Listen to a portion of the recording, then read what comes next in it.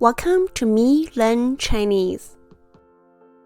Hello, my name is Rose Lee. I'm hosting a Chinese conversational lesson. In this lesson, you will learn how to use 在 to show locations. You will also learn the basic Chinese word order. 明天是星期六，你们明天做什么？我明天在家看书。王小青，你呢？我明天在家看电视。 There are many uses of 在. Today, we're going to learn how to use 在 to indicate a location. It is similar to the English preposition in or at. Let's call this one 在 when. The sentence structure is fairly easy. Subject plus 在 plus place plus verb plus object. For example, 我在家看电视. Literally, I at home watch TV. I watch TV at home. More examples. 我在学校打乒乓球. Literally, I at school play ping pong ball. I play ping pong at school.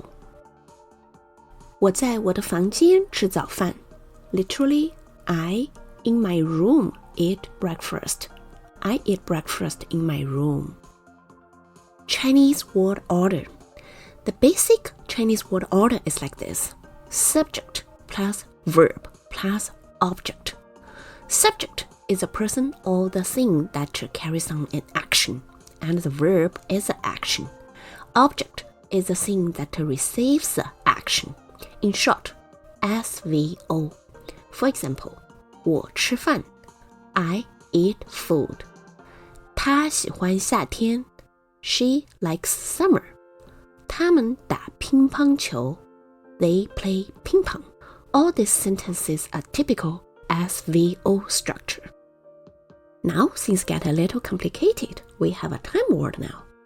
If you have a time word or a phrase, put that word or that phrase after the subject before the verb. Or you can put that word or that phrase before the subject.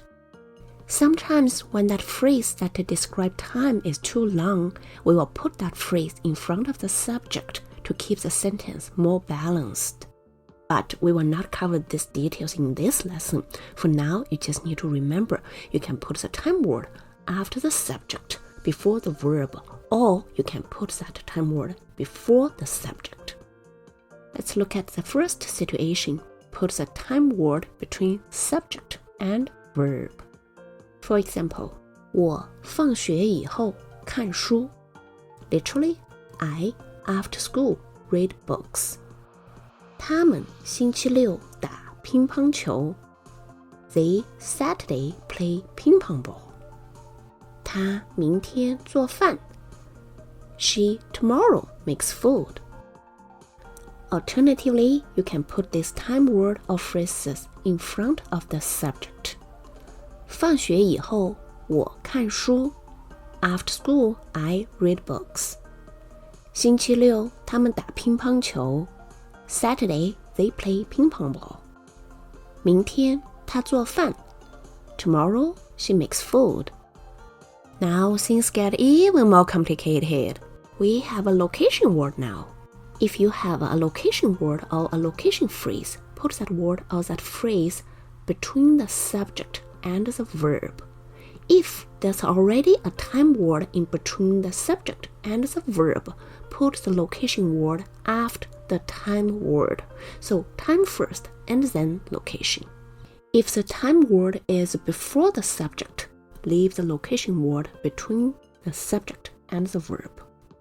So time word can be adjusted in terms of their position, but the location word can only stay between the subject and the verb. Let's look at some examples. 我放学以后在家看书.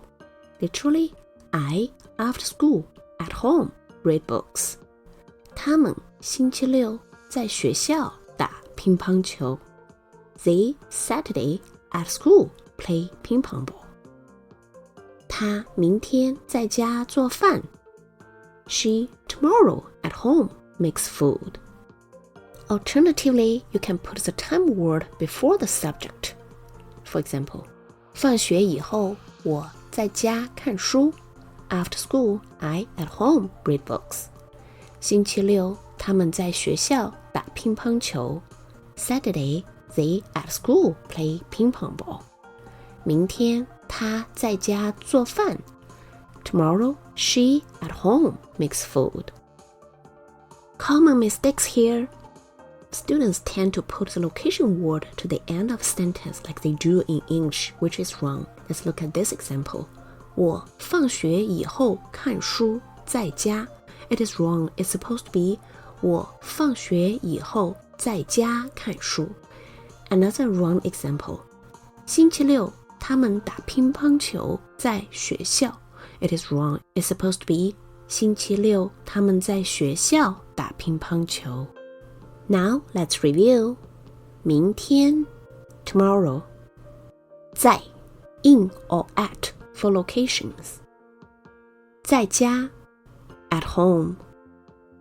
在房间 in the room. 你星期六做什么？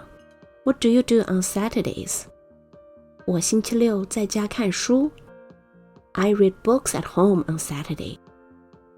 我星期六在家看电视。I watch TV at home on Saturdays. Now it's time for a culture tip. If you ever get the chance to visit China, you will witness an interesting sight. Every day, groups of middle to upper-aged women gather in city squares to participate in a type of dance called 广场舞. This dance has become an important part of their healthy lifestyle, enabling them to sustain social connections while also maintaining their physical and mental well-being. Despite criticism for making noise and occupying public spaces, the positive aspects of this gathering are widely acknowledged. For many, 广场舞 has become a vital component of their daily routine. That's it for today's lesson. I hope you enjoyed it. Bye!